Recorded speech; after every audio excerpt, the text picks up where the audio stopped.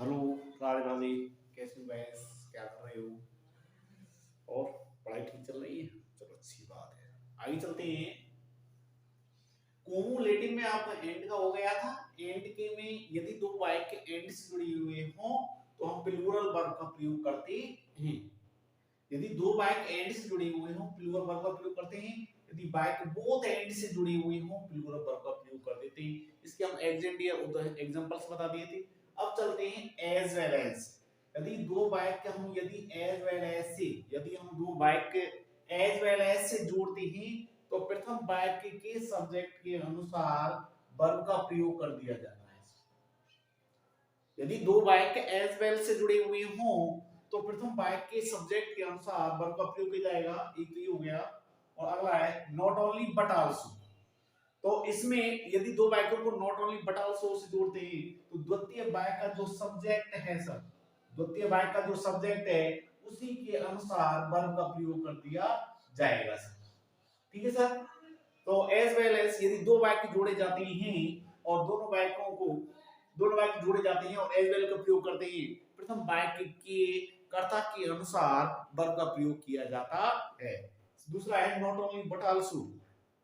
यदि दो वाक्यों को not only but also say जोड़ते हैं तो द्वितीय वाक्य के सब्जेक्ट के अनुसार वर्ब का प्रयोग किया जाता है।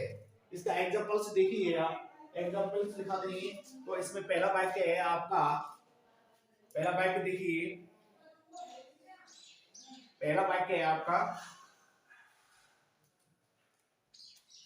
he has bought he has bought he has bought these mangoes। ये तो एक पहला वाला वाक्य हो गया। दूसरा वाला वाक्य है आपका his friends have bought these mangoes। ठीक है सर। अब इसको हमने एज वेल एज से जोड़ना है सर। ठीक है सर। अब इस वर्ब का प्रयोग होगा यदि वाक्य को एज वेल एज से जोड़ा जाता है प्रथम वाक्य के सब्जेक्ट के अनुसार वर्ब का प्रयोग किया जाता है। मतलब जो वर्ब लगेगी वो ही के अनुसार लगेगी सर। अब बेसिक देखिए आप इसका है bought these mangoes सेम हो गए। इनमें से एक आ जाएगा तो आपका हो जाएगा he as well as his friends।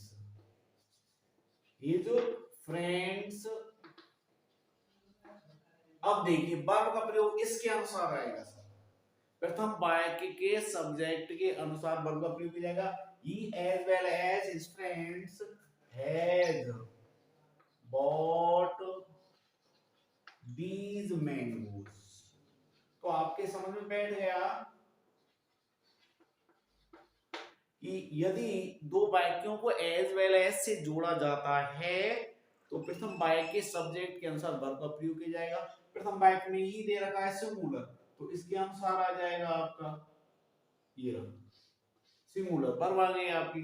दूसरा वाक्य लिखिए I am absent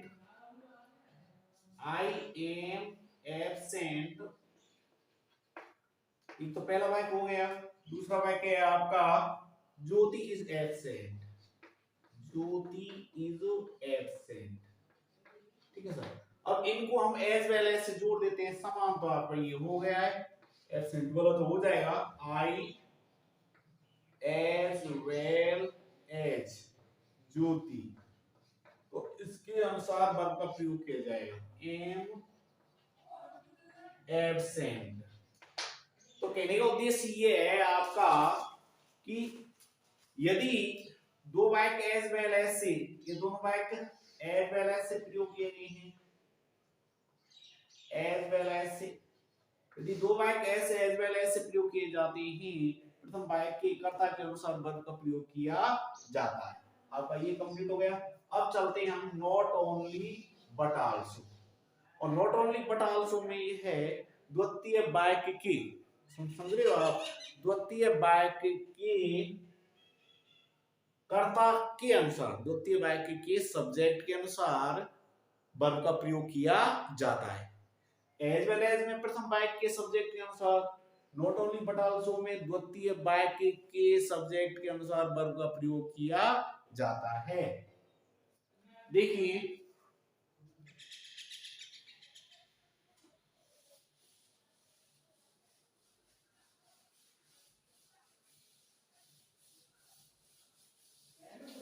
अब चलेगा आपका not only but also.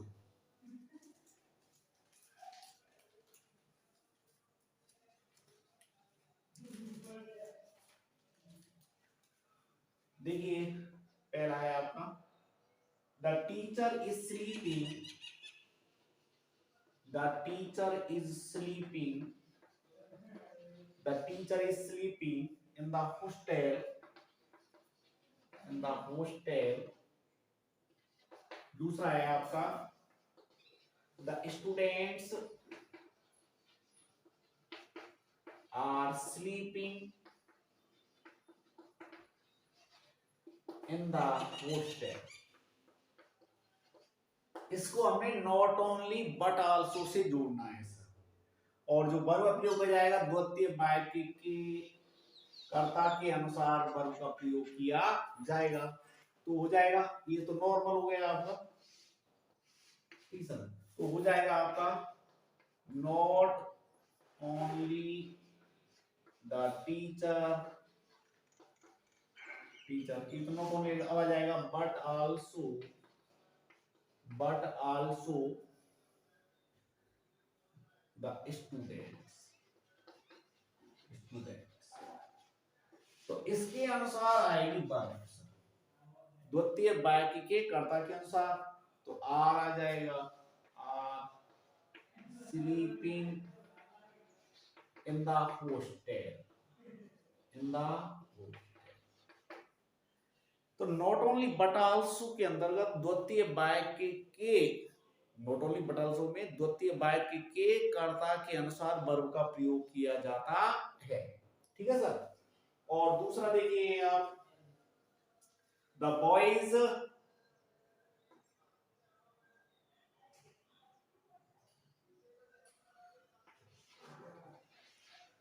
the boys, the boys are making a noise। दूसरा है the monitor, the monitor is making a noise, ठीक है। इसको हमने not only but also say जोड़ना है, तो इसमें सेम तो आपको ये हो गया मेकिंग ए नॉइज, तो एक बार आ जाएगा, तो इसको जाएगा not only, not only the boys, not only the boys but also the monitor, the monitor। तो इसके आंसर पर प्रयोग हो जाएगा मॉनिटर के आंसर, तो क्या जाएगा इज मेकिंग ए नॉइज, ठीक है सर। ये बाइक बन गया आपका। तो कहने का मेरा उद्देश्य ये है आपका कि जब नॉट ओनली बट आल्सो का प्रयोग करेंगे द्वितीय वाक्य के कर्ता के अनुसार वर्ब का प्रयोग किया जाएगा। इसमें दो वाक्य दे रखे थे आपके, the teacher is sleeping in the hostel, the students are sleeping in the hostel. तो इसके अनुसार वर्ब का प्रयोग कर देंगे, तो हो जाएगा नॉट ओनली द टीचर, एक सब्जेक्ट हो गया, बट आल्सो द स्टूडेंट्स, इसका आंसर आ जाएगा आर, आ गया, sleeping in the hostel. Second number का और एग्जांपल्स था India, the boys are making a noise, the monitor is making a noise. तो इसको जाएगा not only the boys but also the monitor, इसके अनुसार वर्ब का प्रयोग किया जाएगा इज मेकिंग ए नॉइज का प्रयोग किया जाएगा। तो आपके आज हमने बताई थी एज वेल एज प्रथम वाक्य के सब्जेक्ट के अनुसार प्रयोग किया जाएगा वर्ब का, नॉट ओनली बट आल्सो द्वितीय वाक्य के सब्जेक्ट के अनुसार प्रयोग किया जाएगा। तो क्युमुलेटिव के अंदर समझ रहे हैं आप, क्युमुलेटिव के अंदर अर्थात जोड़ने वाले वाक्यों के अंदर सबसे पहले ये चार प्रयोग किए गए, एंड के द्वारा जोड़ना जिसमें हम प्लूरल वर्ब का प्रयोग करते हैं, बोथ एंड के द्वारा जोड़ना, इसमें प्लूरल वर्ब का प्रयोग करते हैं। एज वेल एज के अनुसार प्रथम वाक्य के सब्जेक्ट के अनुसार वर्ब का प्रयोग किया जाएगा। नॉट ओनली बट आल्सो द्वितीय वाक्य के सब्जेक्ट के अनुसार वर्ब का प्रयोग किया जाता है। ठीक है सर। तो अब हमको ये मालूम हो गया कि कुमुलेटिव के अंतर्गत, कुमुलेटिव के अंदर कौन कौन से शब्द आ रहे हैं आपके। एंड आ रहा है आपका, बोथ एंड आ रहा है, एज वेल एज आ रहा है, नॉट ओनली बट आल्सो आ रहा है। अब दूसरा चलते हैं कंपाउंड सेंटेंस के अंदर।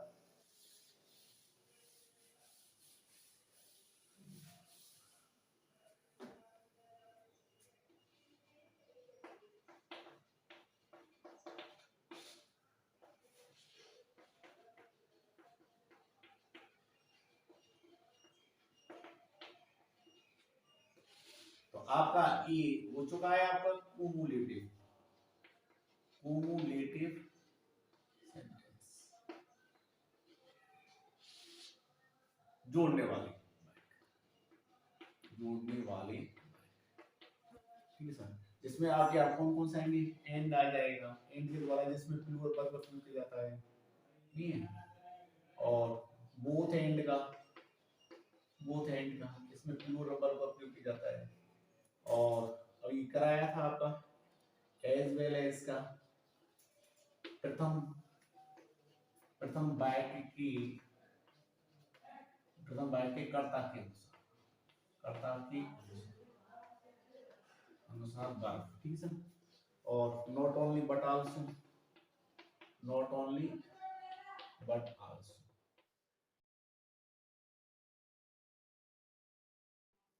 आइदर और का प्रयोग किया जाएगा प्रथम वाक्य की, प्रथम वाक्य की कर्ता के अनुसार, कर्ता के अनुसार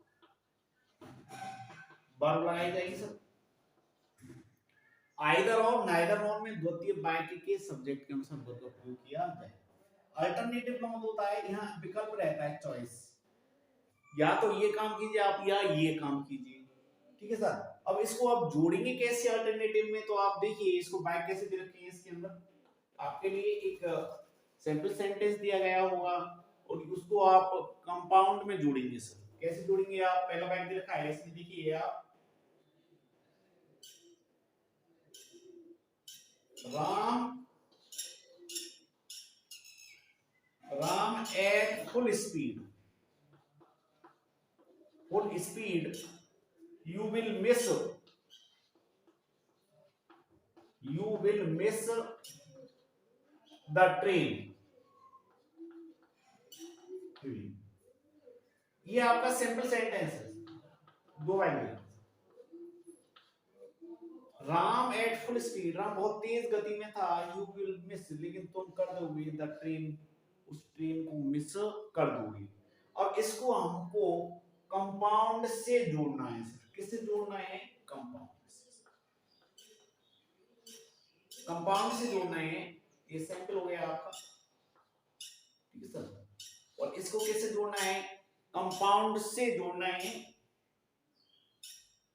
और इससे जोड़ेंगे आप और से। ठीक है सर। तो इसमें आराम से जुड़ जाएगा आपका विकल्प है राम एट फुल स्पीड, और या राम बहुत तेज गति में था, या तो गति में था। दूसरा है you will miss the train, या तो वो तेज गति में था, यू एट फुल स्पीड, या तो तेज गति में होना चाहिए जब तो उसको पकड़ सकता है, और नहीं तो अन्यथा you will miss the train, तुम ट्रेन को क्या कर दोगे, मिस कर दोगे। दूसरा देखिए आप, he could not help, he could not help Ramesh,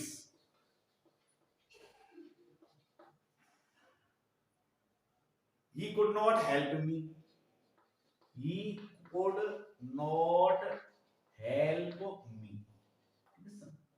जब नाइदर नॉर का प्रयोग करते हैं, नॉर तो आता ही नहीं, इसका तो आप विशेष तौर से ध्यान रखने की बात है। तो इसका आपका बन जाएगा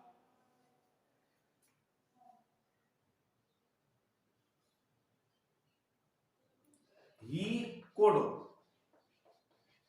neither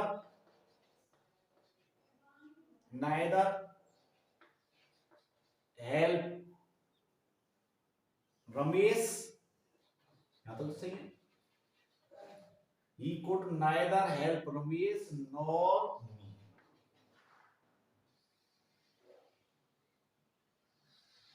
ये जाएगा पूरा, क्योंकि could पहले आ चुका है तो इसमें नॉट तो आएगा नहीं, तो ये he could neither help me, तो इसमें neither nor का प्रयोग है, he could neither help Ramesh nor me, ना तो वो रमेश की सहायता कर सका ना मेरी सहायता कर सका। आगे देखिए, आगे के वाक्य को और देखिए आप,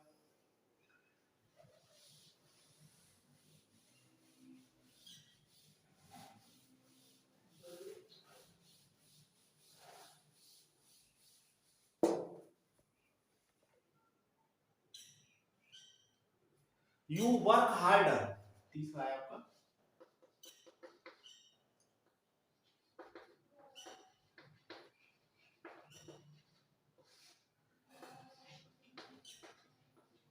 you could, you work harder, पहला पॉइंट हो गया, you work harder you go elsewhere, you go elsewhere, ठीक है सर। और इसको आपको जोड़ना है, ये सिंपल है आपका, और ये जोड़ना है कंपाउंड, कंपाउंड, और किसका प्रयोग करना है सर, आइदर, आइदर और का सर, ठीक है। तो ये हो जाएगा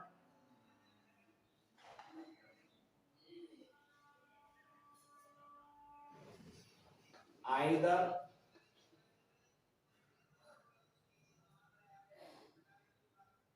either you work harder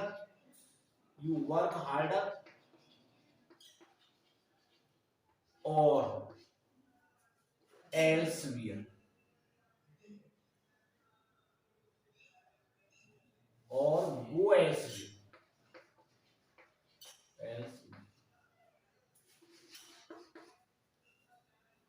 either और का प्रयोग करना है, तो you work harder you go elsewhere, तो इसको either जोड़ देंगे, शुरुआत में जाएगा either you work harder or go elsewhere का प्रयोग कर देंगे सर, तो ये कहलाएगा either और का प्रयोग, सिंपल से कंपाउंड में जोड़ना होता है आपका।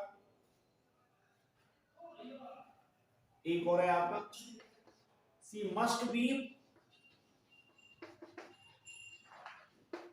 she will die,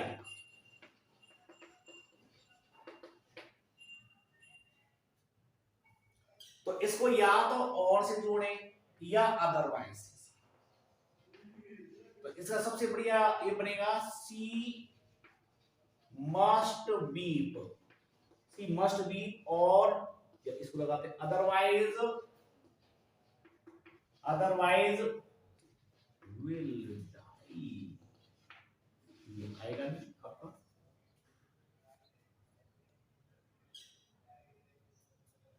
सी नहीं आएगा, सबसे एगोनेट सही है आपका, तो सी मस्ट बीप और या अदरवाइज विल डाई, तो ये हो गया आपका अल्टरनेटिव। अल्टरनेटिव में आपका और आता है, नॉर आता है, आइदर और आता है, नाइदर नॉर का प्रयोग किया जाता है। और देखिए आगे टीका सा बाइक और मिल जाता है, और देख लेते हैं, तो इतने ही आपके लिए बहुत है सब। फिर अगला चलता है आपका 1 उसमें 2 और 3 नंबर का चलेगा आपका